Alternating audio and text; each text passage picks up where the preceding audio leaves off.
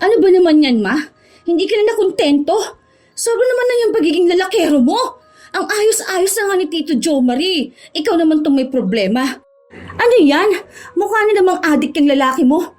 Ipagpapalit mo dyan sa matinong boyfriend mo?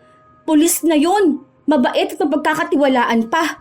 Makontento ka naman sana, ma. Hindi ka naman matigil dyan sa pabalik-balik mo sa mga walang kwentang lalaki. Kung kailan naman may maayos ka ng boyfriend ikaw naman tong hindi matino. Huwag mo na lang akong pakialaman. Katuwaan lang naman tong ginagawa ko eh. Hindi ko naman to boyfriend. Kakilala ko lang. Hindi mo boyfriend pero nakakandong ka habang kumakain ng lugaw? Hindi ka man lang nahiya? Paano kung may nakakita sa inyo at makarating to kay Tito Joe Marie, ha? Anong mangyayari kapag naghiwalay kayo? Mapapariwara na naman ang buhay mo? Hindi na naman kami makakampante dahil iisipin namin na iba-ibang lalaki na naman ang titira sa bahay natin. Mag-isip ka naman, ma. Nasa tamang lalaki ka na. Pipili ka pa ng walang kwenta. Sa paghahangad ng tunay na pagmamahal, puro maling lalaki ang iniibig ni Osang. Yun din ang dahilan kung bakit galit sa kanya ang mga anak. Pilitin man niyang makahanap ng matinong lalaki, tila ba mas masaya pa rin siya kapag iba-iba ang kinakatagpo niya. Makakatulong kaya ang paggamit ng itim na kapangyarihan para matigil ang ganitong gawain? O sadyang wala ng kawala ang kaluluwa ng isang taong sanay na sa kasalanan? Mga anak, tasan ba kayo? Mag-bless kayo sa Tito Jovenyo. Saan ka mag-anak siya, ma? Ano ka ba naman anak? Siya ang pangalawa niyong papa.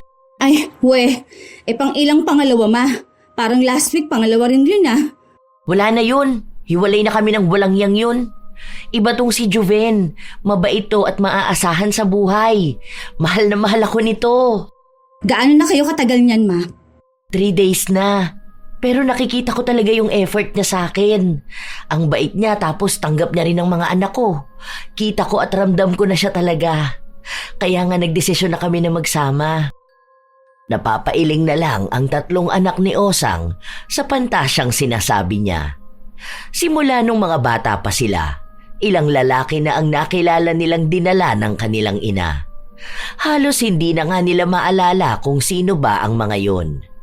Kahit pangalan o mukha. Dahil alam nila na kapag may bagong lalaki sa bahay nila, ibig sabihin lang nun, linggo o buwan lang tatagal. Kinabukasan, maagang nagising si Shirley. Dahil kumakalam na ang sikmura niya, nagtungo na agad siya sa kusina, kung saan naabutan niya roon ng ina na katatapos lang magluto. Ang aga mong nagising, ma. Ayos yan. Parang ang sarap ng ulam na yan, ah. Hindi na ako magtatanong kung kanino yung nakahiwalay na ulam at yung itlog na nakabalot. Malamang, uunahin mong palamunin ng masarap na pagkain yung lalaki mo. Ano ka ba, Shirley? Hinaan mo nga yung boses mo. Baka marinig ka ng Papa Juven mo. Uy, wow! Kahapon tito lang yan, ah. Papa na ngayon? Baka naman makakuha kami ng Guinness World of Records sa sobrang dami naming papa. Simula bata pa lang kami kung sino-sino na ang papa namin. Kahit papa ng iba, papa na rin namin . Bakit ba hindi ka pa tumigil, ma? Hindi naman siguro nakamamatay kapag walang love life, no? Iba na to, promise. Iba talaga siya doon sa mga nakilala ko. Last na rin to. Tingnan mo, magiging maayos kaming dalawa. Magmamahalan tapos magkakaroon tayo ng isang masayang pamilya. Narinig ko na yan. Meron pa yan dagdag na kung hindi pa rin to mag-work, hindi na ako magbo-boyfriend. Oh, kabisado ko yung linya mo, ma. Lahat naman ng dinadala mong lalaki mga palpak.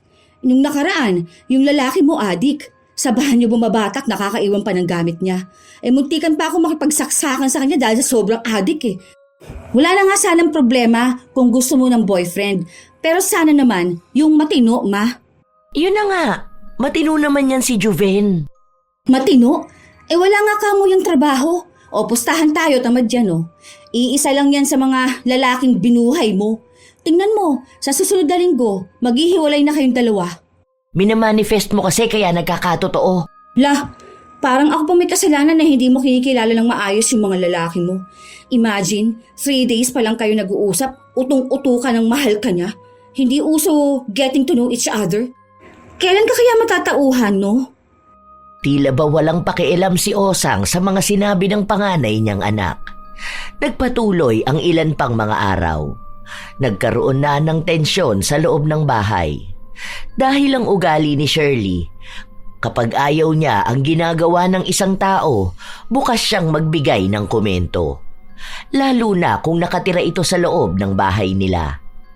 Kay Shirley nakapangalan ng bahay dahil bago namatay ang kanilang lolo, bumili ito ng bahay na ipinangalan sa kanya bilang panganay. Noon kasi, doon sila nakatira sa bahay ng kanilang lolo, kaya lang nagkaroon ng away. Ang dating kasintahan ng kanyang ina ay nagnakaw sa kanila. Muntikan pang patayin ang lolo nila. Pinalaya si Osang pero tinanggap pa rin pabalik ng mga anak niya dahil sa awa sa kanya. Pero ang pangako niya na titigil na sa pagiging lalakero, hindi natupad. Isang araw, walang pasok si Shirley. Ano ba naman to? Hindi ka ba marunong maglinis ng kalat mo? Pinagkainan mo yan, di ba? Ano bang akala mo may katulong ka rito? Wala ka na nga ambag sa bahay namin, nagkakalat ka pa. Nagalit sa kanya si Juven at sinabi na bastos siya. Bakit daw ganun siya magsalita? Dapat nga raw matuto siyang manilbihan dahil siya na ang bagong asawa ng nanay niya. Wala akong pakialam kahit ikaw pa. Paalamunin ka lang din naman ng nanay ko. Tingnan mo nga. Kahit nga day off niya nasa trabaho siya. Paano? Napakatakaw mo. Nagkasagutan silang dalawa ni Juven. Hindi rin nagpapatalo si Juven sa mga salita niya. Sinabi niya na dapat ay magpasalamat na lang sila na tinanggap niya ang mga anak ni Osang, na dapat ay hindi niya ginagawa dahil kung siya nga ay binata. Habang nagsasagutan silang dalawa, dumating si Osang. Oh, ano nangyayari rito? Palayasin mo yan dito, ma. Kung hindi yan aalis dito, magsasampa ako ng kaso sa kanya. Sinasabi ko sa inyo, nakatapak kayo sa pamamahay ko. Bakit ba nagagalit ka? Hindi mo ba nakikita kung gaano kakalat ang bahay? Dahil lang naman yan sa lalaki na yan. Walang hiya. Ano bang akala niya, prinsipe siya? Na may susunod sa kanya para maglinis sa mga kalat niya? Sabi ko na nga be, hindi ka kasi marunong kumilala ng lalaki. Isa ring punyeta yung lalaki na yan. Patay gutom pa yan. Wala namang ambag. Huwag kang bastos. Papa mo pa rin yan. Hindi ko yan, Papa. Yung papa ko, patay na. Hindi yun papalitan ng walang kwentang lalaki. Isa ka pa, ma. Tingnan mo nga, may pasana naman yung pisngi mo. Hindi ka ba talaga titigil hanggat hindi ka nakakakita ng lalaking papatayin ka sa bugbog? Pumapayag ka rin kasi na bugbugin ka eh. Sila na nga ang pinapalamon mo, sila pang nananakit sa'yo. Hindi na mapigil ang galit ni Shirley. Kaya pumasok na lang siya sa loob ng kwarto niya. Halos manginig siya dahil gusto niyang may paglabasan ng galit. Ilang araw pa ang lumipas, hindi pa rin umaalis si Juven. Kahit na araw-araw silang nag-aaway ni Shirley. Hating gabi noon, nagising silang lahat matapos nilang makarinig ng malakas na kalabog. Akala ni Shirley panaginip niya lang yon, pero naulit at galing sa kwarto ng ina. Agad siyang napatayo. Nang sapilitan nilang buksang magkakapatid ang pinto, naabutan nila ang ina na nasa sahig. May dugo ang katawan at pinagbubugbog ni Juven. Kumuha ng pamalo si Shirley. Natamaan niya ang lalaki pero walang malaking pinsala. Agad din itong tumakbo palayo. Hindi na nila hinabol dahil dinala nila sa ospital si Osang. Halos 3 araw ang itinagal nila sa ospital bago sila nakauwi. Kita mo na? Ganyan yung gusto mo, di ba, ma? Yung sadista. Gusto mo yung nilalamog ang laman mo. Sabi ko na nga ba? Walang kwenta yung lalaki na yon. Nag-chat siya sa akin. Humihingi ng sorry. Huwag mong sabihin na patatawarin mo. Sabi niya sa akin na dala lang naman daw siya eh. Pero hindi ibig sabihin na hindi niya ako mahal. Kaya paborito ka nilang punching bag eh. Kasi sagad yung katangahan mo. Utang na loob naman. Tigilan mo naman lalaki, ma. Mas mamamatay ka pa sa kamay nila eh. Kaysa mamatay kang malungkot.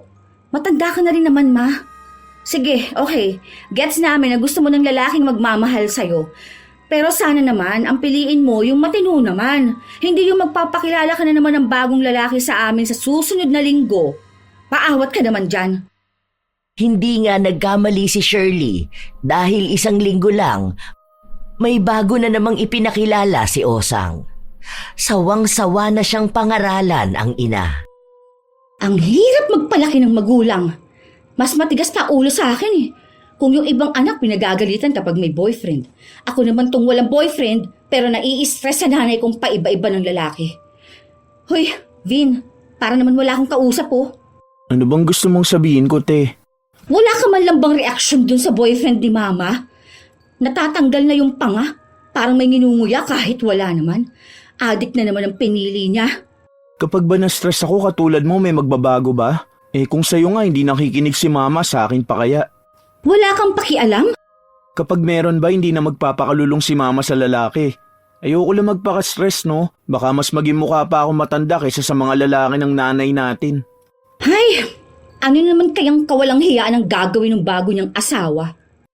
Hindi na kumibo si Shirley. Naghihintay na lang siya ng susunod na gagawin ng adik. Kahit na anong gawin niya, takot na rin siya, lalo pat madalas na nasa bahay ay ang bunso nilang kapatid. Babae pa naman yon. Hindi nila alam kung anong tumatakbo sa utak ng isang adik.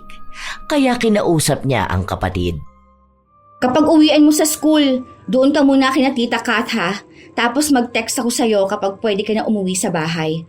Kapag may tao na, baka ipahamak ka lang ng malandi mong nanay dun sa adik niyang lalaki eh. Hayaan mo, isang linggo lang naman na ganyan yan. Ibang lalaki na naman ang kakabisaduhin natin. Parang sa dami ng mga naging lalaki ni Osang, unang tingin pa lang kabisado na ng dalaga ang galaw ng isang lalaki. Alam na niya sa hulma pa lang ng muka, pananalita o kilos kung anong kasalanan na naman ang gagawin nito. Isang gabi, habang nagliligpit ng pinagkainan si Vin at maghuhugas ng plato, nasa kusina pa rin sina Osang at Shirley. Ayaw niyo ba sa kanya? Mabait naman siya. Mabait? Walang adik na babait, ma. Isipin mo yun. Walang katakot-takot. Lantaran yan dito sa bahay. Diyan siya mismo sa may sala, oh. Hindi ka man lang ba nahiya sa aming mga anak mo, ma? Hindi mo na nga bahay to eh. Nagdadala ka pa ng pampamalas. Kung hindi lang kami naaawa sa'yo, pinabayaan ka na namin sa kalsada. Pagsasabihan ko na lang siya. Promise, magbabago yan. Ang pangako naman niya sa akin, pinipilit niya ang sarili niya na magbago. Kailangan lang talaga ng taong maniniwala sa kanya. Tayo, dahil siya na ang bago niyong papa, maniwala tayo sa kanya. Kung ikaw nga hindi tumutupad sa pangako, tapos kami gusto mong maniwala sa pangako ng lalaking hindi naman namin kaano-ano, ewan ko sa'yo, ma. Kapag na-raid tong bahay natin, isipin pa nilang lahat ng tao rito adik. Ikaw nagpapahamak sa mga anak mo. Araw lang din ang pagitan matapos ang awayan nilang yun, napatay ang adik na nobyo ni Osang.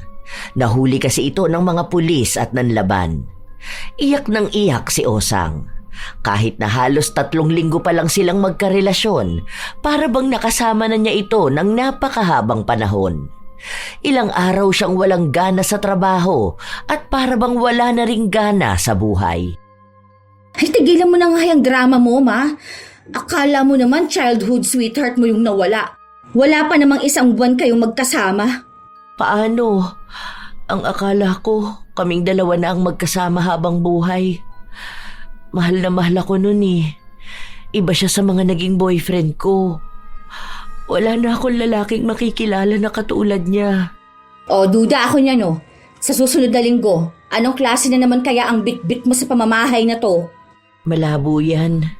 Dahil mahal na mahal ko na yun eh. Hindi ko alam kung ano pa ang ibig sabihin ng pagmamahal. Kung hindi lang din naman siya. Natawa na lang ang dalaga sa paiyak-iyak ng kanyang ina. Isang hapon, habang nasa labas si Shirley, katatapos lang ng trabaho niya, dumaan siya sa mall para samahan ng kanyang kaibigan. Doon niya nakita ang ina na may bagong kasamang lalaki. Sakto pa nga na umupo sila sa likuran nito. Hindi siya napansin dahil abala itong sinusubuan ng pagkain ang lalaki.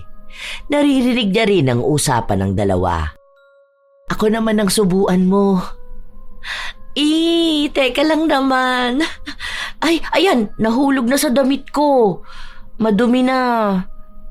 Huwag mo na ganyan. Mamaya pa yan kapag uwi natin. Ikaw, excited ka na agad.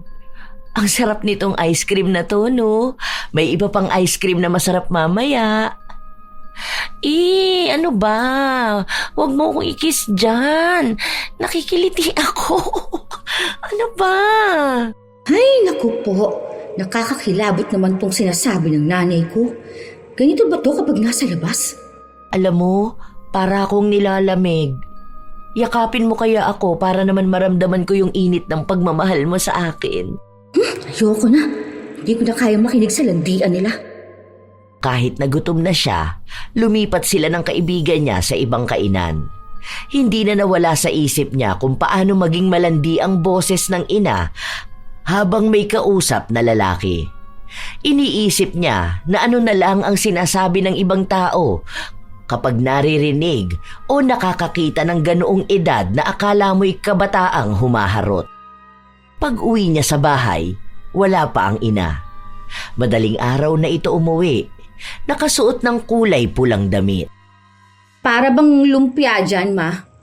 Hapit na hapit yung suot mo, ah. Tingnan mo pa yung labi mo. Yung lipstick mo nagkalat na. May nakilala kong lalaki. Lagi naman. Kailan ba hindi ka nakakilala ng lalaki? Pero iba ito, anak. Mabait ito, hindi adik. Tapos may pangarap sa buhay. Nagtatrabaho na rin siya pero kasisimula niya pa lang. Sa susunod dadalaw yun dito sa bahay. Kapag nakita mo yun, naku, matutuwa ka. Tama na tong lalaking to na nakilala ko. Siya na talaga. Ramdam ko na siya na ang para sa akin. Hindi na lang pinakialaman ng dalaga ang kanyang ina.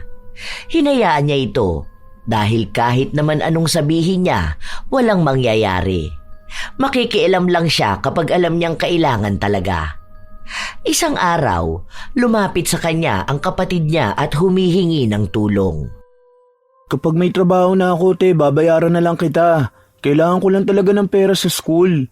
Bakit? Di bang sabi ni mama siya magbibigay sa'yo? Wala pang sahod ko. Sa susunod na linggo pa. Ano ba sabi ni mama? Hiningian mo na ba ng pera? Wala nga siyang pera eh. Nangutang pa nga sa akin ng pamasahe papasok sa trabaho.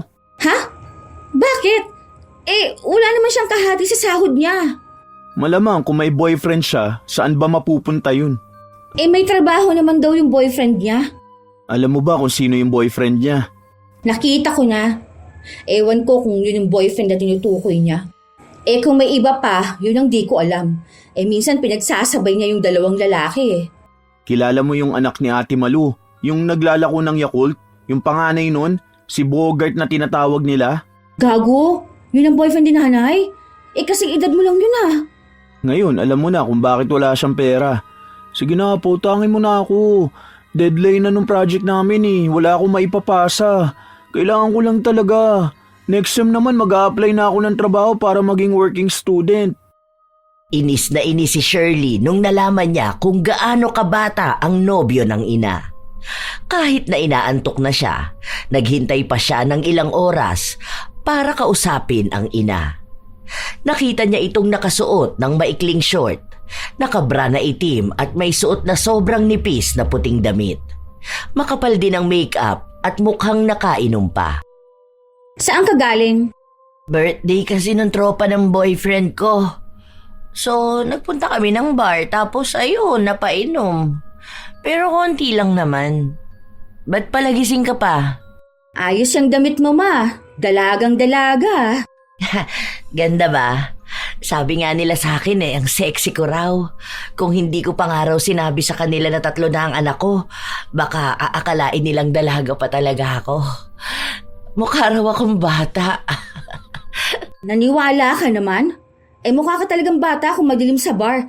Tapos, bulag sila kasi ginasto mo lahat ng perang pinagpaguran mo para magpa-impress sa mga kaibigan ng boyfriend mong umiinom pa ng gatas.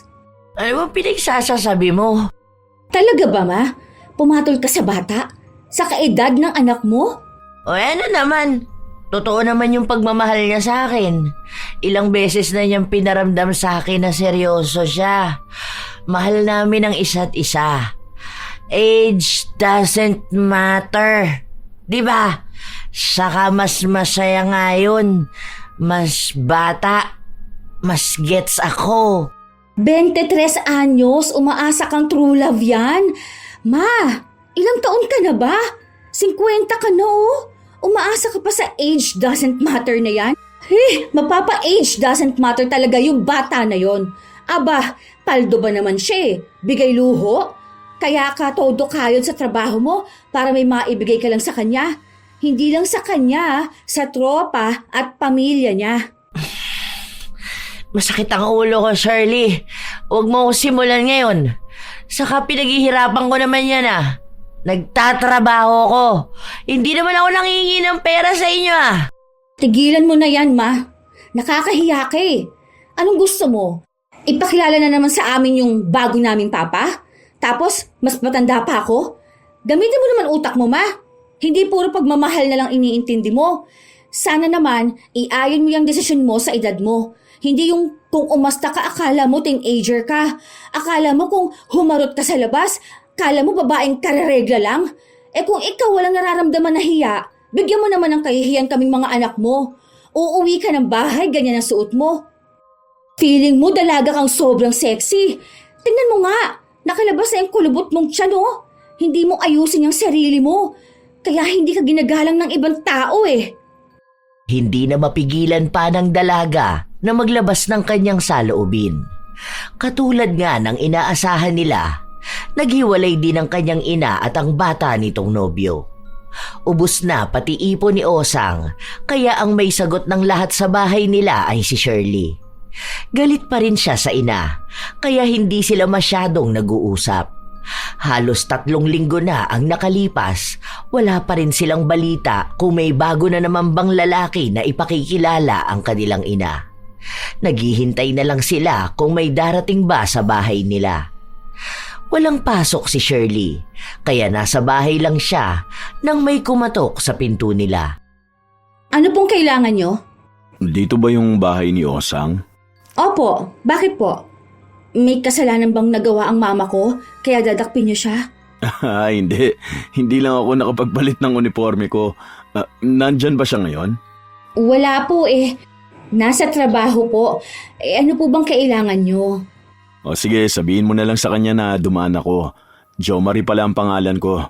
Ito, para sa inyo ng pamilya mo. Binili ko yan. Nagpasalamat lang ang dalaga bago umalis ang pulis. Maayos ang itsura nun. Maganda ang tindig, mukhang magalang din at mabait. Nagtataka man si Shirley, kinuha niya pa rin ang litsyong manok na bigay ng pulis. Hindi pa umuwi ang kanyang ina, kaya hindi nila magalaw ang ulam. Kain na tayo, te. Okay na yan. Nagugutom na ako eh. Hindi yan. Baka mamaya pinabili lang yan kay mama tapos yung pulis ang nagdala. Baka naman pinabili yan ni mama tapos hindi lang nasabi sa atin. Ayaw namang sumagot sa chat. Ayaw rin matawagan. 2 lang yan. Busy sa trabaho o busy sa lalaki niya. Basta, huwag mo na muna yung galawin. Magluto ka na lang ng itlog. Walang kumain ng litsyong manok. Hanggang sa kinabukasan, nagising sila ng maaga. Naaamoy nila na may niluluto sa loob ng kusina. Naroon ang kanilang ina at naghahanda ng makakain nila. Bakit walang gumalaw nitong lechon? Sabi nito ni ate, hindi naman yan sa atin eh. Dinala nga rito tapos hindi para sa atin. Wala ka namang chat sa amin. Isa pa, hindi ko naman kilala yung pulis na yon. Ano bang pangalan ulit nun? Ewan, nakalimutan ko na. Si Jo Marie yun. Oh, sino naman yun? Boyfriend ko. Hindi pala siya nagpakilala sa inyo? May pulis kang boyfriend? Oo. Nagagalit kayo sa akin kapag walang kwenta yung lalaki na pinipili ko, di ba? O siguro naman ngayon, tama na yan. Matagal na kaming magkakilala. Mga bata pa lang kayo, magkakilala na kami. Magkaibigan kami, ganun. Kaso hindi naman kami nagkaroon ng feeling sa isa't isa. Nito lang yon nung nagkausap ulit kami. Uy, taga saan naman yun? Diyan, sa bagong lote, sa dulo. Mabait yun. Sa kakita nyo naman, may maayos na trabaho. Hindi na adik, kundi pulis na. Nahihiya nga siya magpunta rito sa bahay dahil baka raw hindi nyo siya matanggap. Kahapon, akala niya nakauwi na ako kaya naglakas ng loob. Kaso, nahihiya raw siyang makipag-usap sa inyo. Wala ba yung asawa? Malamang wala. Ano naman tingin mo sa akin? Papatol sa may asawa na? O sige, kung totoo talagang malinis ang intensyon ng lalaki na yon, papuntahin mo siya rito. Hindi pa rin kumbinsido ang dalaga sa sinasabi ng kanyang ina. Dahil pakiramdam niya ay may tinatagong sikreto ang bago nitong nobyo. Hanggang sa nagkita-kita sila. Kumain sila sa labas at himala. Sa kauna-unahang pagkakataon, lalaki ng kanyang ina ang nagbayad ng pagkain nila. Ano, nag-enjoy ba kayo? Sabihin nyo lang kung gutom pa kayo ha. Gusto nyo ba ng yakiniku? Saka na lang po, ang laki na rin po ng gastos ninyo sa amin eh. Kanina pa kayo ang nagbabayad, tsaka busog na rin po ako. Okay lang yun, ano ka ba? Wala lang yan sa akin. Kasi para ko na rin naman kayong mga anak eh. Ang labidabs ko talaga, oh.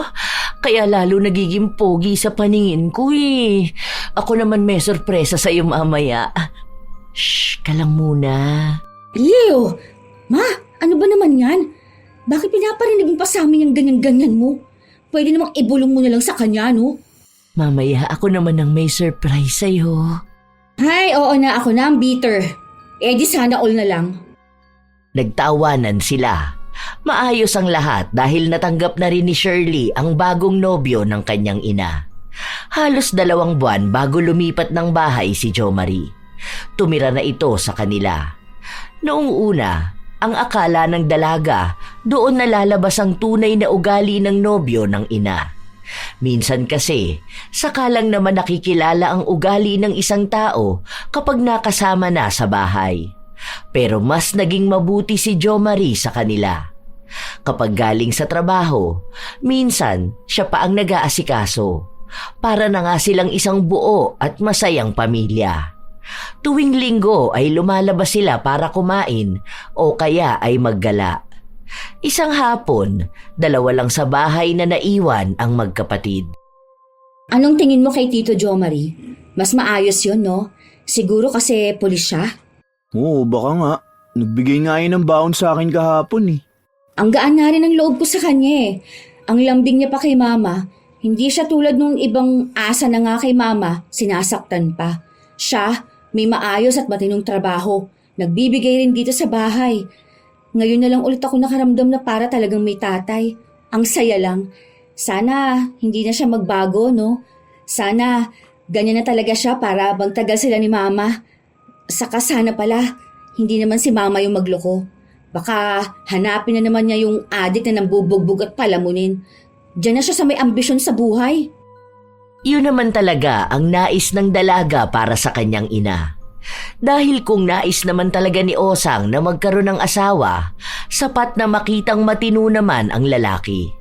Yun lang din ang nagustuhan nila sa dami at iba't ibang lalaki na dinala ng kanilang ina.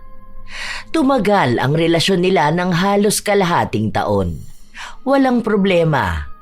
Kung sakali man na may awayan, hindi naman ito tumatagal na umaabot pa sa puntong magkakasakitan. May tampuhan na normal lang din naman sa isang relasyon. Isang gabi, umuwi si Shirley at naabutan niya ang ina na kauuwi lang din. Nag-OT ka, ma? Hindi, nakipagkita ako sa mga kaibigan ko. Sa Ninang Hilda mo. Ha? Kasabay ko sa sasakyan si Ninang kanina. Siya pa nga nagbayad sa jeep. Huwag mong sabihin na... Wala, huwag ka na magulo dyan. Hindi makapagsalita si Shirley dahil baka marinig siya ni Jo Marie. Pero may hinala siya na baka may ibang lalaki na naman ang ina. Hindi nga siya nagkamali dahil bago siya umuwi, nakita niya itong may ibang kasama na kumakain sa lugawan. Ano ba naman yan, ma? Hindi ka na nakontento? Sobra naman na yung pagiging lalakero mo. Ang ayos-ayos na nga ni Tito Jo Marie. Ikaw naman tong may problema. Ano yan? Mukha na namang adik yung lalaki mo. Ipagpapalit mo pa dyan sa matinong boyfriend mo? Pulis na yun. mabait at mapagkakatiwalaan pa. Makontento ka naman sana, Ma. Hindi ka na matigil yan sa babalik-balik mo sa mga walang kwentang lalaki. Kung kailan naman may maayos ka ng boyfriend, ikaw naman tong hindi matino. Huwag mo na lang akong pakialaman. Katuwaan lang naman tong ginagawa ko eh. Hindi ko naman to boyfriend. Kakilala ko lang. Hindi mo boyfriend, pero nakakandong ka habang kumakain ng lugaw? Hindi ka malang nahiya? Paano kung may makakita sa inyo at makarating to kay Tito Jo Marie, ha? Anong mangyayari kapag naghiwalay kayo? Mapapariwara na naman ang buhay mo? Hindi na naman kami makakampante dahil iisipin namin na iba-ibang lalaki na naman ang titira sa bahay natin. Mag-isip ka naman, Ma. Nasa tamang lalaki ka na. Pipili ka pa na walang kwenta. Hinaan mo naman ang boses mo, anak. Hayaan mo na lang muna ako. Hindi naman din to malalaman ng Tito Jo Marie mo eh. Saka siya pa rin naman ang uuwian ko. Sadya lang talaga na minsan sa buhay, kailangan din natin maghanap ng ligaya sa iba. Ay hindi, uuwi na tayo. Tara na. Tigilan mo na yung pagkabaliw mo sa mga lalaki, ha? Magpakalino ka naman, Ma. Kahanap ka na nga ng matinong lalaki eh. Hinila ng dalaga ang kanyang ina. Kahit na ayaw ni Osang, wala na siyang nagawa. Mabuti na lang pag uwi nila, wala pa si Jo Marie. Kaya doon nagpatuloy ang sagutan ng mag-ina. Bata ka pa kasi kaya hindi mo pa alam kung ano tong nararamdaman ko. Kapag tumanda ka na tapos ganito na ang edad mo, mas lalo mong hahanapin ng excitement. Sa ngayon, yan lang paniniwala mo ang mahalaga sa'yo. Ma, iisa lang naman ang gusto naming magkakapatid. Yung magkaroon ka naman ng maayos na makakasama sa buhay. Dahil paano kung nagkaroon na rin kami ng pamilya, ha? Paano ka na? Hindi naman pwede na kung kani-kanino ka na lang sasama. Mamaya na bugbugin ka, tapos mabalitaan na lang namin na chop-chop ka na. Hindi ko rin naman iiwan ng Tito Jomar nyo. Matatag pa rin naman ang relasyon namin. Kumbaga, kahit minsan bigyan nyo ko ng pagkakataon na sumaya, di ba? Masaya ka kapag nanlalaki ka? Hindi ka masaya kapag loyal ka? Ipahinga mo naman yan, Ma. Baka sa sobrang pakangkang mo kung kani-kanino dyan mahawa ka na ng sakit nila. Huwag mong gawing libre ang sarili mo sa kung sinong tambay lang na kapag nakaramdam ka ng libog, bubukaka ka na lang. Piliin mo naman yung matino, Ma. Andyan na yung matino pero mas malala ka naman. Kapag nawala pa sa'yo si Tito Jo Marie, ewan ko na lang talaga kung saan ka pupulutin. Matapos na magsalita ni Shirley, pumasok na siya sa loob ng kwarto niya. Naabutan niya si Vin na gumagawa ng proyekto sa kanyang laptop. Nakikinig lang ito ng musika na para bang wala siyang pakialam sa mga nangyayari sa paligid. Nakakainis talaga! Hindi na mawari kung ano bang gusto mangyari sa buhay niya. Hindi na lang magbago para sa sarili niya Hindi nahiya. Ang tanda na niya tapos ganun pa rin siya. Aasa ka pa ba na magbabago? Ni-stress mo lang ang sarili mo, te. Kung ako sa'yo, mag-apply ka na lang sa ibang bansa, umalis ka na rito. Kasi ako kapag tapos ko mag-aral, aalis talaga ako ng bansa. Hindi ako magpapaka-stress sa mga bagay na hindi ko naman kontrolado. Kung ayaw magbago, iwan. Hindi naman kasi pwedeng pabayaan na ganyan. Parang hinayaan na lang natin na mapariwara sa buhay ang nanay natin Hindi pa ba? Oo, pariwara na. Pero hindi naman sana yung ganyang kalala, hello. Umaasa pa naman akong magbabago na siya. Kasi para sa akin okay na okay si Tito Jo Marie Hindi na siya makakahanap ng ganung katinong lalaki, no? Lalo na kung ang tipo niya pala, yung mga kapwa niya na pariwara din ng buhay. Hindi maalis ang galit na nararamdaman ng dalaga sa ina. Hanggang sa kinabukasan, hindi sila nagkikibuan na dalawa. Kumakain sila ng agahan, kaya napansin yun ni Jo Marie. Nang matapos na silang kumain, kinausap ni Jo Marie ang dalaga. May naging pagtatalo ba kayo ng mama mo? Meron lang po kami hindi na pagkaunawaan nung nag-usap kami. Hindi ko na tatanungin kung tungkol saan yan. Dahil sa inyong dalawa na yung usapan. Nire-respeto ko naman yun pero kung ano man yung napag-awayan nyo, sana wag naman umabot sa punto na hindi kayo magkikibuan. Mag-ina kayo. Alam ko na magkaiba kayo ng pag-iisip at normal sa tao yun. Huwag nyo na patagalin kung ano man yung hindi pagkakaunawaan na yun, ha? Opo, Tito. Kayo po ba? Hindi po ba tumatagal ang away ninyo ni Mama? Alam mo, ang mga babae palaging tama. Kapag kinontra ko palagi ang mama mo, mag-aaway talaga kami. Yung pansin yung natampuhan namin, hindi naman yung nagtatagal eh. Kasi ako na yung nagsusorry. Minsan kasi, lalo na yung mga ganyang ina, inuunawa rin sila. Ikaw na lang mag-sorry. Kung kasalanan man niya, baka ma-realize niya rin yun.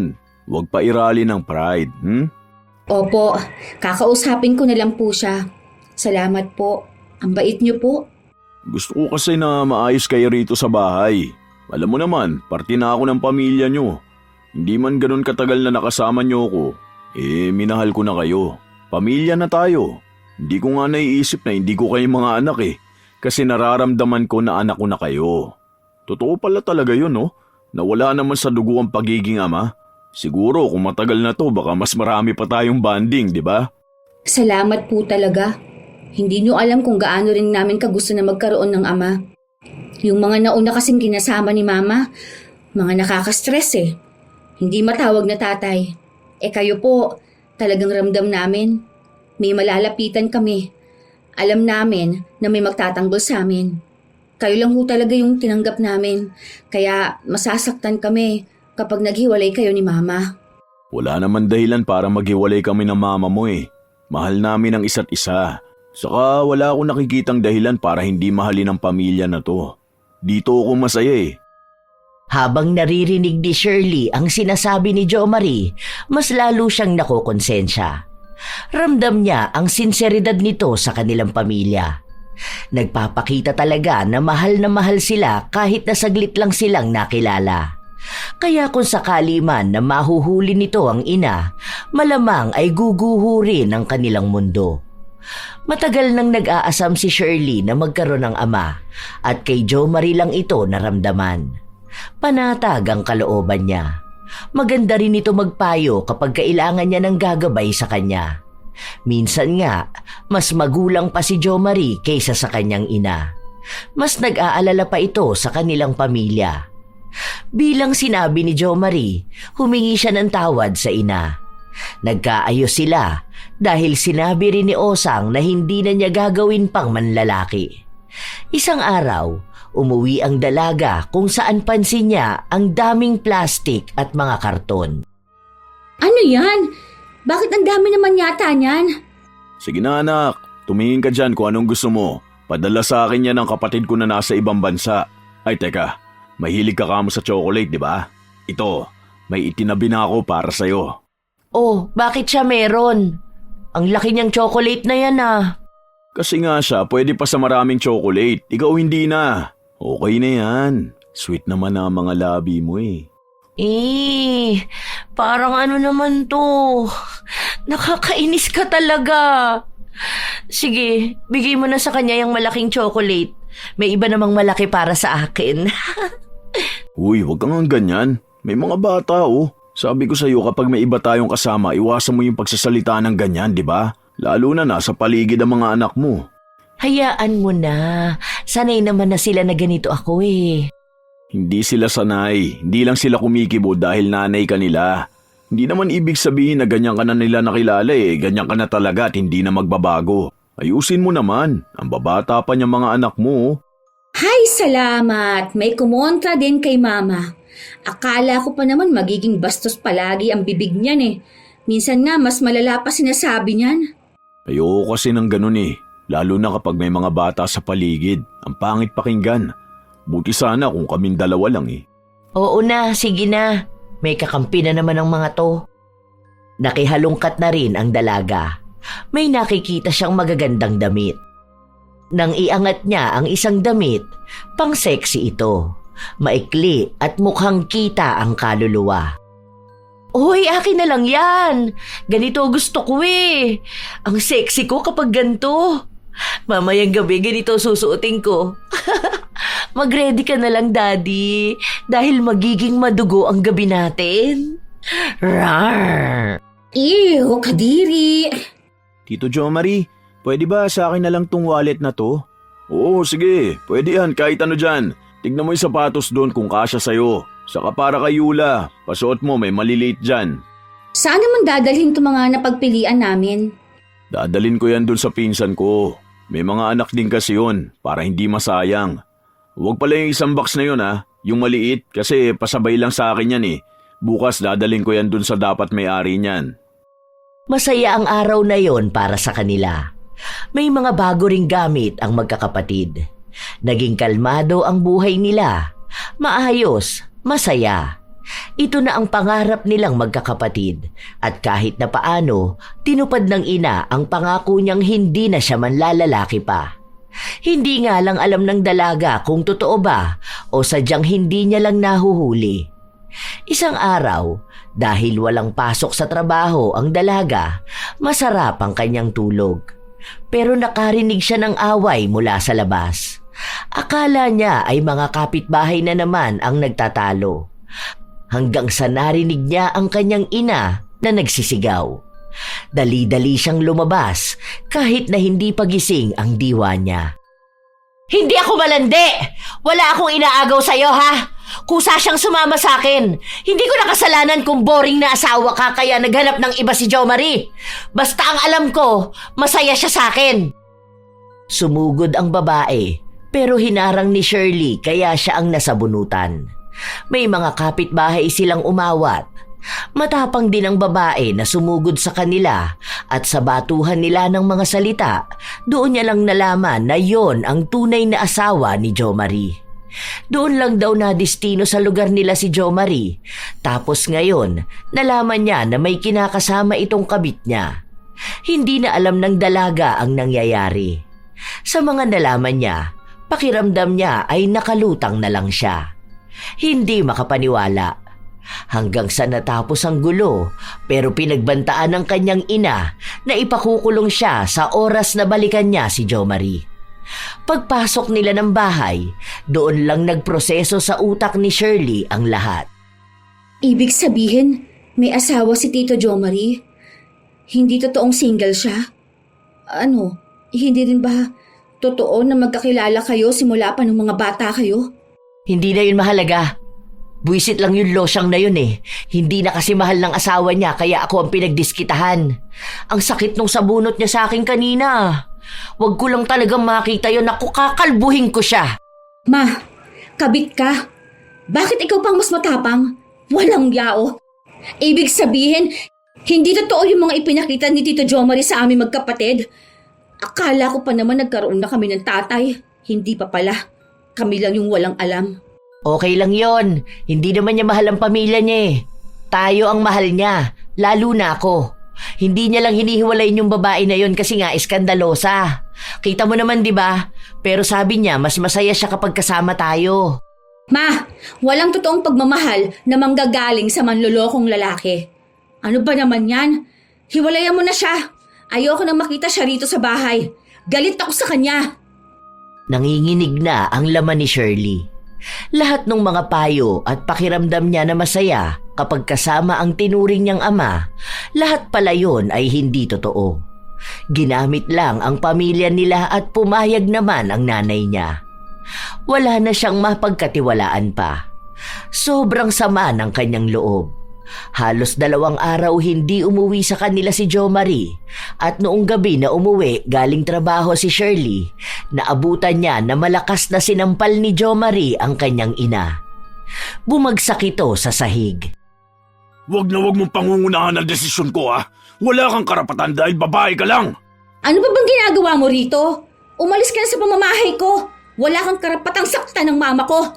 Isa ka pa, tumahimik ka kung ayaw mo masaktan. Ano sa tingin mo, masisindak mo ko? Bakit hindi ka nalang bumalik dun sa asawa mo, ha? Susugod na naman yun dito eh. Iwan mo ng mama ko. Sinabing tumahimik ka eh.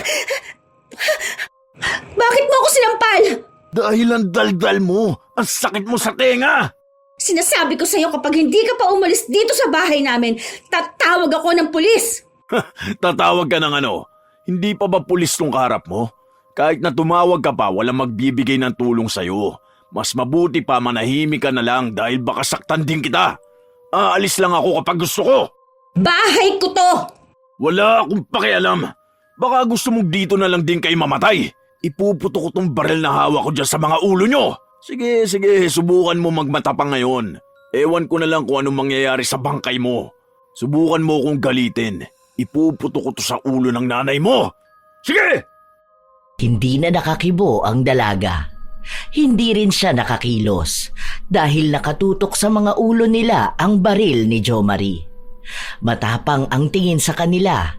Hindi niya alam kung anong kakayahan ng lalaking kaharap niya. Kung halang na ang kaluluwa nito, sadyang hindi sila sasantuhin. Kayang-kayang tapusin ang buhay nila. At ayaw naman yung mangyari ni Shirley. Wala siyang nagawa. Hindi niya napaalis si Jo Marie. Habang nasa loob siya ng kwarto, nanginginig pa rin siya. Hindi maalis sa utak niya ang mga nangyari kanina. Alam niyang nanganganib ang buhay nilang magkakapatid. Pero tama nga naman si Jo Marie. Saan siya hihingi ng tulong kung ang mismong kalaban nila ay pulis? Iisang bagay lang ang magagawa niya. Ang lumapit at humingi ng tulong sa sino mang hindi takot sa pulis. Halos araw-araw takot na takot si Shirley. Gusto niyang sabihin sa mga kamag-anak niya pero baka magkagulo pa. At ang malala, baka umuwi siya na patay na ang pamilya niya. Kaya pinili nilang magkakapatid na manahimik na lang. Hinihiling nilang sana ay matapos na ang relasyon ng ina at ni Jo Marie. Nang wala si Jo Marie, nakita ng dalaga ang itsura ng ina. Ma, tingnan mo naman yung katawan mo. Puro pasana naman yan. Ay, ayan na naman yung pambubugbog sa'yo. Mahal na mahal kasi ako ng Tito Jo Marie mo, nak. Mahal? Hindi naman ganyan yung pagmamahal, May. Hindi mo na ba alam kung anong ibig sabihin nun? Anong klaseng pagmamahal ba gusto mo? Yung nasasaktan ka? Yung nagpapakahirap ka para sa taong yun?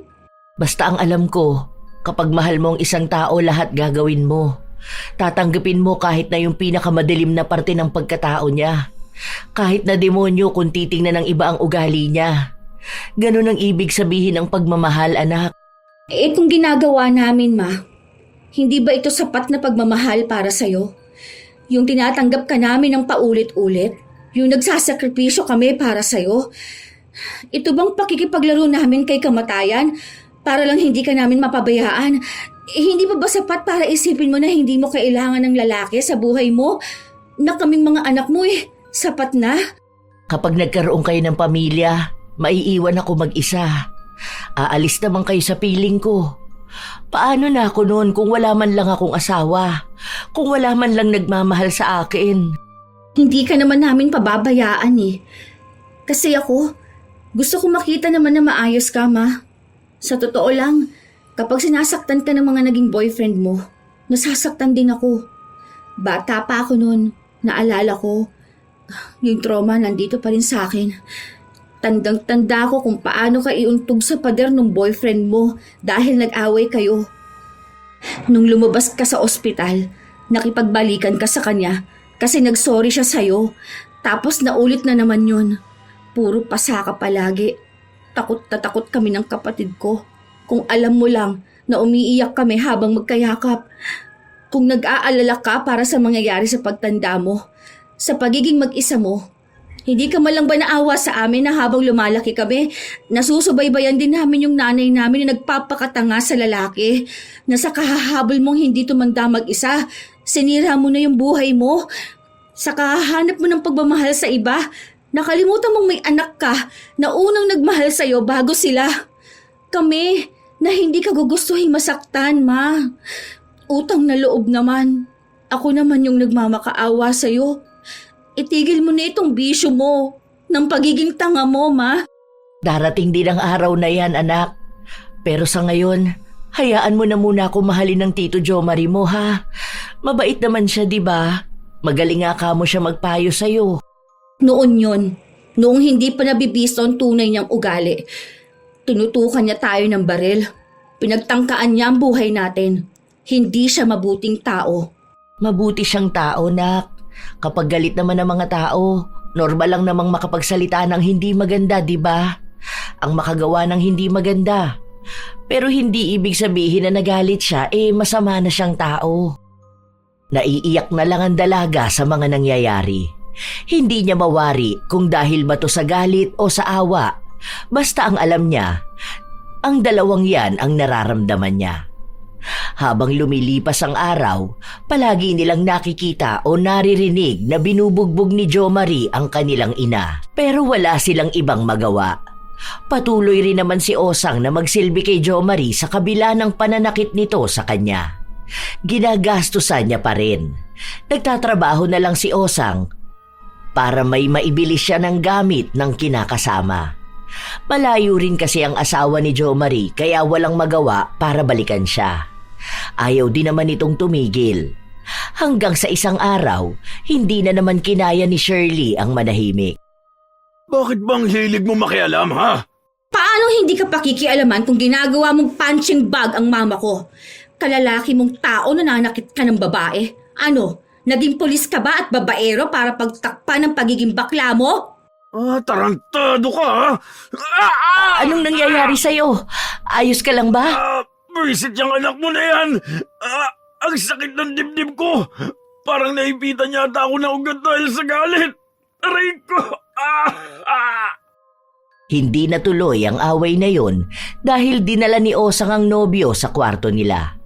Pero buong magdamag nila itong naririnig na sumisigaw dahil sa sakit. Hanggang sa dinala na nila sa ospital. Wala namang ibang nakita. Walang matukoy na sakit. Kaya umuwi ulit ito sa bahay nila. Sakit talaga! Kakaiba siya! Parang may tumutusok-tusok talaga! Nahihirapan din ako huminga. Hindi ko maigalaw na maayos ang kanang balikat ko kasi lalo sumasakit. Huwag ka nalang masyadong gumalaw para hindi sumakit. Paano hindi gagalaw? Anong gusto mo? Maging baldado na lang ako? Wisit na buhay naman to. Kasalanan to ng anak mo. Kung hindi niya lang ako ginalit, hindi to mangyayari sa akin. Sa oras talaga na ma-stroke ako, puputok ang bungo ng hayop na yan. Yan na naman, ang sakit. Huwag ka na nga magalit. Sabi nga ng doktor, iwasan mo ang stress, di ba? Nagpatuloy ang sakit na nararamdaman ni Jo Marie. Maging sila ay naaabala ang pahinga kapag nasasaktan ito. Hindi kasi maipaliwanag ang sakit. Basta bigla itong huhupa, bigla ring sasakit. Walang pinipiling oras, wala ring paramdam kung aatake bigla. Kahit tulog na kasi si Jo Marie, sasakit ito ng sobra. Kaya wala na siyang ibang magagawa kundi ang sumigaw. Isang umaga, sumigaw na naman si Jo Marie dahil sa sakit. Inis na inis ang dalaga kaya lumabas siya. Pwede bang manahimik ka na, ha? Wala akong pakialam kung nasasaktan ka dahil hindi ako naaawa sa'yo. Alam mo kung bakit? Kasi tama lang yan sa'yo. Hindi nga lang dapat ganyan eh. Dapat mas malala pa dyan. Napakasababa naman ang ugali mo eh. Demonyo ka! Ginagalit mo na naman ako! Kaya sakit na naman! Anak, huwag mo naman nagalitin. Nakikita mo na nga na nahihirapan eh. Ay, hindi pwede! Hanggat nandito yan sa pamamahay ko, gagalitin ko siya hanggang sa mamatay siya. Hindi pala pwede mamatay ka agad. Dapat ano yan eh, pagdusahan niya ng malala ang nangyayari sa kanya. Ang taong masaya sa paghihirap ng iba, walang kasing sama. Uy, nahiya naman si Satanas sa'yo, di ba? Matapos mong gumawa ng masama sa ibang tao, para kang tupa na kawawa. Kung demonyo ako, mas masahol ka. Isipin mo yun, tingnan mo ginawa mo sa mama ko. Puro pasa pa rin siya oh. Kasi kahit na may nararamdaman ka, nagagawa mong manakit. Yung asawa mong totoo, yung mga anak mo. Di ba parang inabandona mo sila? Pulis ka, pero hindi ka mapagkakatiwalaan. Kung ito nga nagawa mo sa nanay ko eh, at nagawa mong pagbantaan ang buhay namin. Malamang may mga inosenteng tao kang nilamangan at ginawan pa ng masama. Ganti na yan ang langit sa'yo. Paano ba naman? Inaakala mong Diyos ka eh, dahil lang sa pulis ka at may baril ka? Kaya kung hindi ka tatahimik, ako na ang magpapatahimik sa'yo ng tuluyan. Hindi makapalag si Jo Marie. Iniinda niya talaga ang sakit na nararamdaman niya. Hindi siya makakilos. Hindi siya makabalik sa serbisyo. Kaya ang bumubuhay sa kanya ay si Osang. Ilang linggo nang ganon ang nangyayari. Umabot pa sa punto na galing kay Osang ang pandagdag na pera padala sa tunay na pamilya ni Jo Marie. Doon mas lalong sumasama ang loob ni Shirley. Paanong naging mas mahalaga pa ang lalaki ng ina kaysa sa pamilya nila? Hanggang sa napunta na siya sa pagdidesisyon. Sa susunod, Ma, hindi na kayo pwede rito ng lalaki mo. Bahay ko to. Siguro naman may karapatan ako para magpalaya sa kung sino mang ayokong tumuloy rito. Ha? Paano naman kami ng Tito Joe Marie mo? Hindi ko kaano-anong lalaki na yon. Hindi siya nararapat sa bahay ko. Kung mas mahalaga siya sa'yo at siya ang pipiliin mo, mas mabuti pang umalis ka na sa pamamahay ko. Ina kita. Mabigat para sa akin na magdesisyon ng ganito. Pero mukha namang hindi mo kami kailangan. Baka nga kailangan mo dahil wala ka lang titirahan, di ba? Wala kang makakain dahil sinasamba mo yung lalaki mo. Pero ayaw kong lumipas pa ang mga taon na paulit-ulit na lang ang makikita namin. Pagod na akong umintindi, Ma. Pagod na akong magmahal ng ina na mas mahal ang iba. Kaya sorry kung masama akong anak, pero oras na para lumayo sa'yo. Sana, diyan mo makita yung pagmamahal na hangad mo. Baka hindi sa amin manggagaling eh. Baka sa mga lalaki mo. Paaalisin mo na ba talaga kami? Hindi na ba mapapakiusapan? Bibigyan ko kayo ng 1 linggo para maghanap ng lilipatan ninyo. May makita man kayo o wala, kailangan ninyong umalis dito. Buo na ang desisyon ko. Para na rin ito sa mga kapatid ko. Hindi sila kumikibo, pero pagod na silang intindihin ka at ang mga lalaki mo. Hindi naman na magbabago na ikaw pa rin ang nanay namin. Kung paanong hindi ka na talaga magbabago para sa amin. Baka nga talagang hindi kami sapat para sa'yo. Sobrang bigat sa dibdib ng mga sinabi ni Shirley. Hindi niya nais na paalisin ang ina, pero ayaw niyang papiliin sa pagitan ni na Joe Marie o sa kanila na mga anak. Dahil alam niyang kahit hindi niya tanungin si Osang, may sarili na itong desisyon na piliin kung sino ang mas mahal niya. Hindi na rin umaasa ang dalaga na sila ang pipiliin dahil nga halata na hindi kayang mabuhay ng kanilang ina ng walang lalaki. Ilang araw pa ang lumipas, hindi pa rin umaalis ang dalawa. Hanggang sa isang hapon, pag-uwi ni Shirley, nakita niya si Joe Marie na gumagapang na sa sakit. Walang ibang tao. Mukhang hindi pa umuuwi ang kanyang ina at umalis ang dalawa niyang kapatid. Sobrang sakit talaga. Tulungan mo ako, hindi ko na to kaya. Grabe nang tumutusok sa dibdib ko. Parang pa ako na bumabaon. Hindi ako makahinga. Anong dapat kaawaan sa'yo? Mas masaya pa nga kung nakikitang gumagapang ka ng ganyan. Kaya masanay ka na. Dahil gagapang ka ng ganyan sa kalsada. Baka yung mga tao doon pwede pang maawa sa'yo. Pero ako, hindi na. Wala akong awa para sa'yo. Matapang ka lang ngayon dahil alam mong hindi ko kaya makaganti sa'yo. Pero itong tatandaan mo. Sa oras na... ang sakit! Ano? Sa oras na gumaling ka, gaganti ka sa akin? Talaga ba? Paano ka naman makakasigurong gagaling ka pa? Oh, sige. Tutal, masama naman na akong tao sa paningin mo, di ba? Bakit hindi ko pasamaan lalo, di ba? Kung ako, mabibigyan ng 3 kahilingan, 3 beses kong hihilingin na parusahan ka. Gusto ko yung hindi lang normal na parusa. Yung ganyan mismo. Masakit, matagal, mahirap. Kaya ngayon, masaya talaga ako na yan ang nangyayari sa'yo. Sana humaba pa ang buhay mo para mahabang panahon ka magdurusa. Demonyo ka. Ikaw siguro ang may pakana nito sa akin, hayop ka. Magagantihan din kita. Kung tingin mo hayop ako, mas hayop ka. Halang ang bituka mo. Sabi ko nga, hindi mo na kailangan makipagpaligsahan sa pwesto sa impyerno dahil kusang bababa si Satanas para ibigay sa'yo ang trono. Ganon ka kasama. Isa ka lang tao sa paningin namin, pero demonyo ang kaloob-looban mo.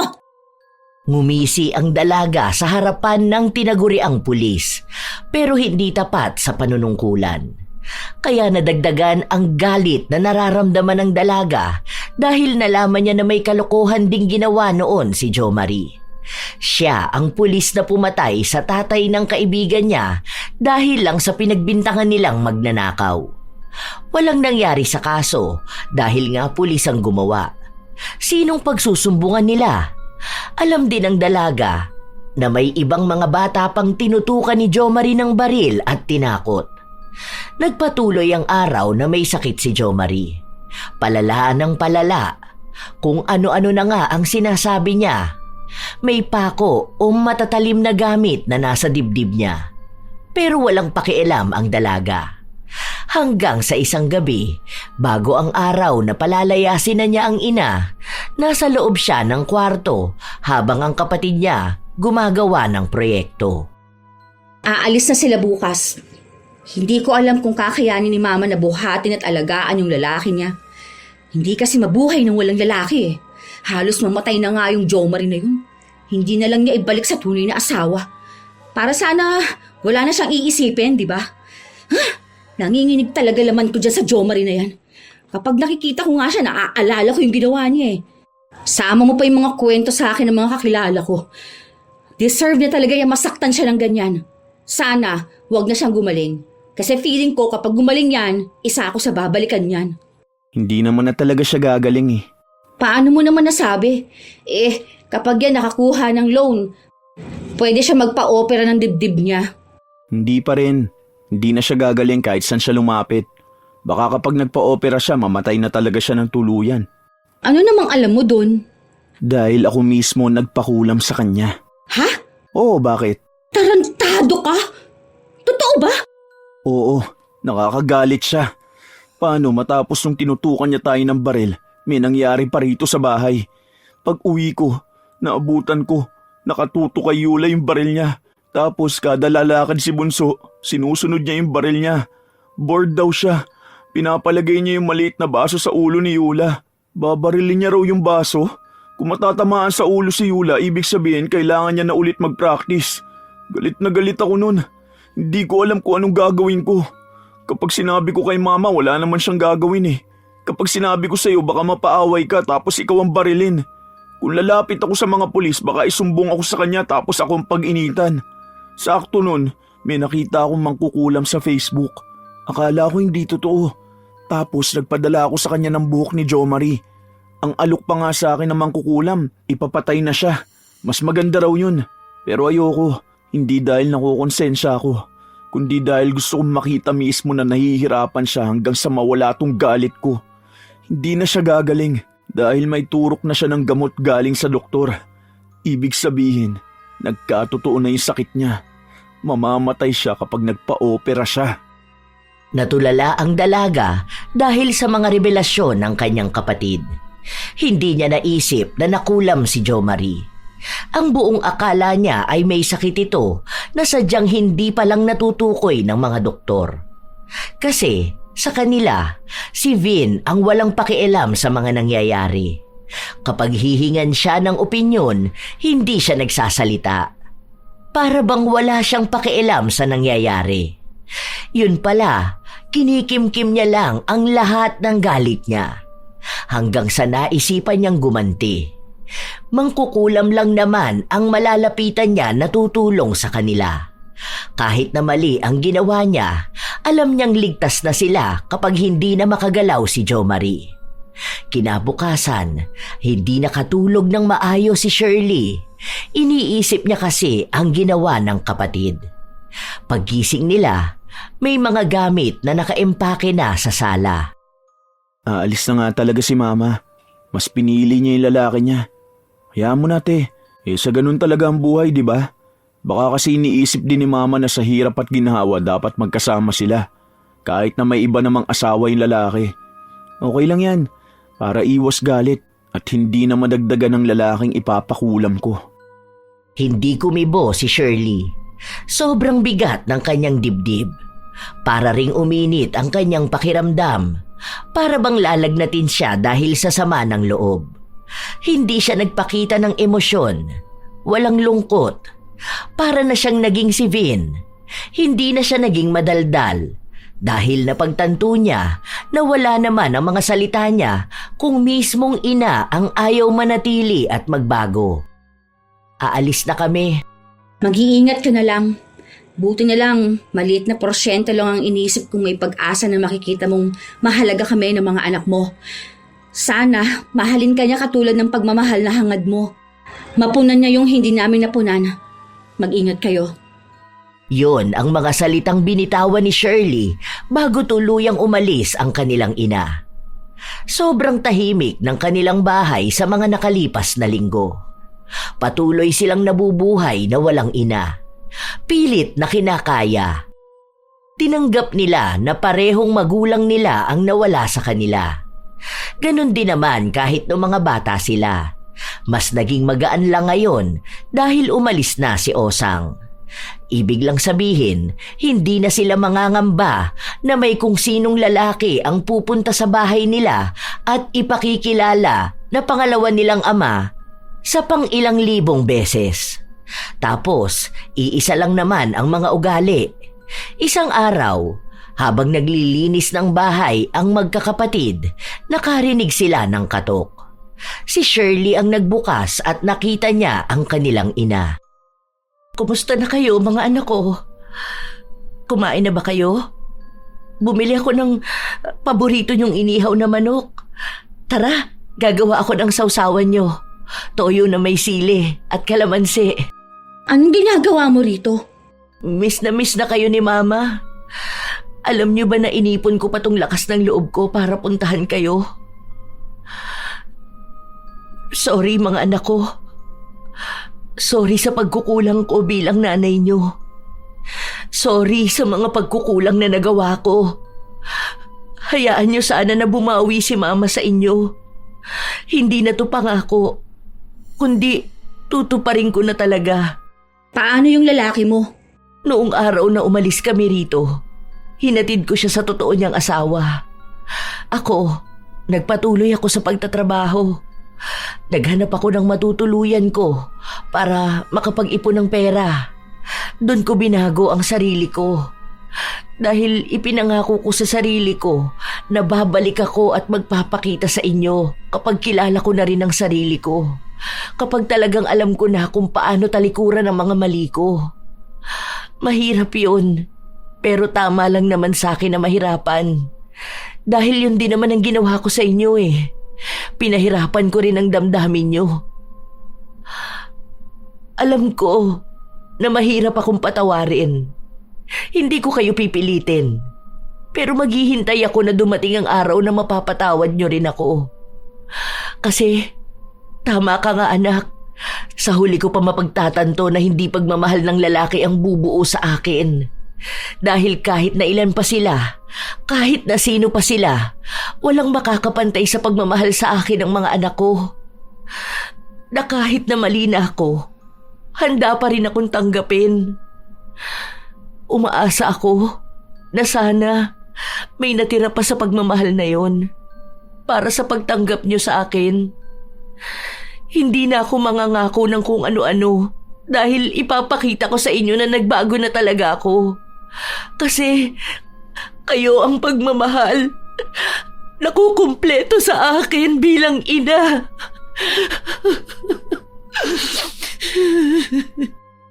Hindi na napigilan ni Shirley ang maiyak. Niyakap niya ng napakahigpit ang ina. Kasunod din ang dalawa niya pang kapatid.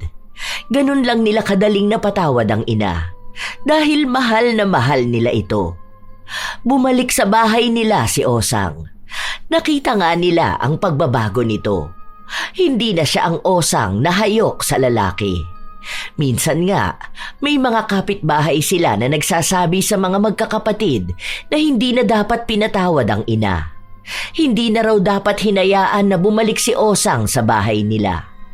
Pero isa lang ang sinasagot ni Shirley. Mas alam niya ang damdamin ng bahay nila kapag naroon o wala ang ina. Sila ang mga anak. Sila ang nagmamahal sa ina, kaya walang kahit na sino ang magdidikta sa kanila kung dapat o hindi dapat magpatawad. Hindi sila klase ng tao na matigas ang puso para sa ina. Kung kaya ng iba na hindi magpatawad at magtanim ng galit, hindi sila ganun lumaki. Dahil kahit lalakero ang kanilang ina, hindi naman sila hinayaan na maging pariwara. Sa paglipas ng mga buwan, pinakita ni Osang ang pagmamahal sa mga anak. Nawala na rin siya ng atensyon sa mga kalalakihan. Isang araw, nasa labas sila habang kumakain, may nakakilala kay Shirley. Dati niya itong guro. Nagkaroon sila ng kaunting usapan bago umalis. Sino yun, nak?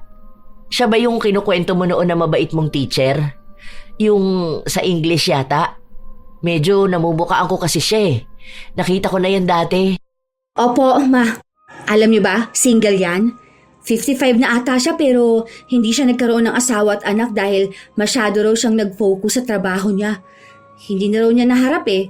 Tapos, biglang isang araw, matanda na pala siya para sa pag-ibig. Oh, bakit naman? Sayang ah, may itsura siya. Mukhang may crush pa si mama dun oh. Ano yan? Pumapag-ibig na naman? Hindi, sinasabi ko lang. Kasi sayang ang lahi niya. Saka 57 pa lang naman siya. At hindi halata. Parang late 40s siguro. Pwede pa yan magkaroon ng asawa at anak. Ang mga lalaki, pwede pa yan kahit na anong edad. Hindi katulad ng mga babae. Parang kapag umedad ka na, ang pangit na tingnan na magkaroon ng boyfriend. Hindi naman. Kahit na anong edad ng babae, pwede pa naman. Basta yung maayos lang na boyfriend, di ba? Hindi yung linggo-linggo iba't ibang tambay kada kalyang naging boyfriend niya. Pero kung yun ang magiging boyfriend mo, ma, pasado na sa akin yun. Ano, kayo ba? Sa akin din. Ang pogi nun. Singkit pa. Baka magkaroon pa tayo ng kapatid. Ay, menopause na nga pala si mama. Pero pwede na rin natin maging bagong papa. Kakamiss magkaroon ng bagong papa eh. Ay, tigilan niyo ako. Kayo talaga mga bata kayo, ako na naman ang napagtripan niyo.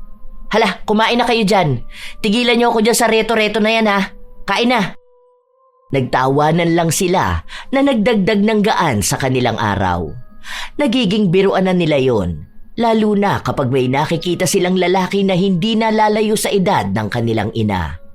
Yon ang naging magandang simula sa kanilang buhay. Sa paglipas ng panahon, pinatunayan nila na ang pagmamahal sa kanilang pamilya ang higit na mahalaga sa lahat. Wala na rin silang ibang naging balita kay Jomar, kung gumaling ba ito o kung buhay pa siya. Basta ang alam lang nila, ibinauna nila sa limot ang anumang masalimuot na parte ng kanilang nakaraan. Hindi na ito makakaapekto sa kanilang hinaharap. Basta sama-sama sila at nagmamahalan. Dumarating sa buhay ng mga tao ang paghahanap ng pagmamahal mula sa iba, lalo na kung pakiramdam ay palaging may kulang. Ngunit minsan, sa sobrang pagnanais na mapunan ang puwang sa puso, napupunta sa maling tao. Mga lalaking dumarating lang kapag may pakinabang para sa kanila o mga nag-aalok ng init pero hindi ng katapatan. Hindi lahat ng pumapasok sa buhay ay tunay na pag-ibig. May mga darating para pansamantalang punan ang lungkot, hindi para manatili ng pangmatagalan.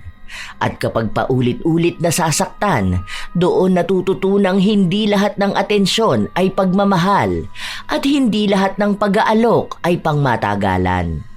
Huwag hayaan na malinlang ng maling pag-ibig dahil lang sa nagnanais na may pupuno sa lungkot na nararamdaman. Isipin kung sino ba ang nananatili. Ano ba ang tunay na kahulugan ng pagmamahal? Hindi ito makikita sa mga lalaking pansamantalang dumaraan sa buhay, kundi mga bisig na yumayakap sa pagod mong pagkatao. Ang mga taong kusang nagbibigay ng pagmamahal ng walang sukatan. Ito ay ang iyong mga anak.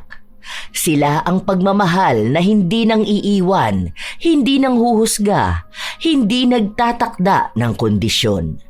Sa bandang huli, doon maiintindihan na ang paghahanap ng pag-ibig sa labas ay hindi masama, pero hindi mo kailanman dapat kalimutan na ang tunay na pag-ibig ay hindi kailangang hanapin sa iba.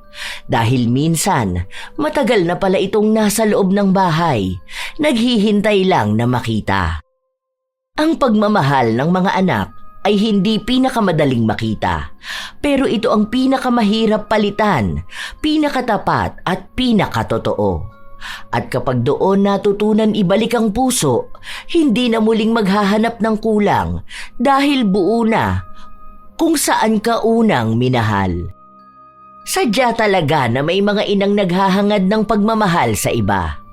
May mga sinuswerte na nakakatagpo ng totoo, may mga hindi naman.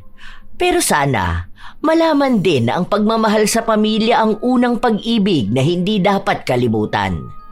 Sa mga apo ko na nakatagpo ng pag-ibig sa pangalawang pagkakataon, ano ang inyong maibabahagi na kwento? At kung kayo rin ay may komento at opinyon, maaari nyo yang ibahagi para aming mabasa. Naway may natutunan kayong magandang aral. Ito ang inyong Lola Telang at maraming salamat sa inyong pakikinig mga apo.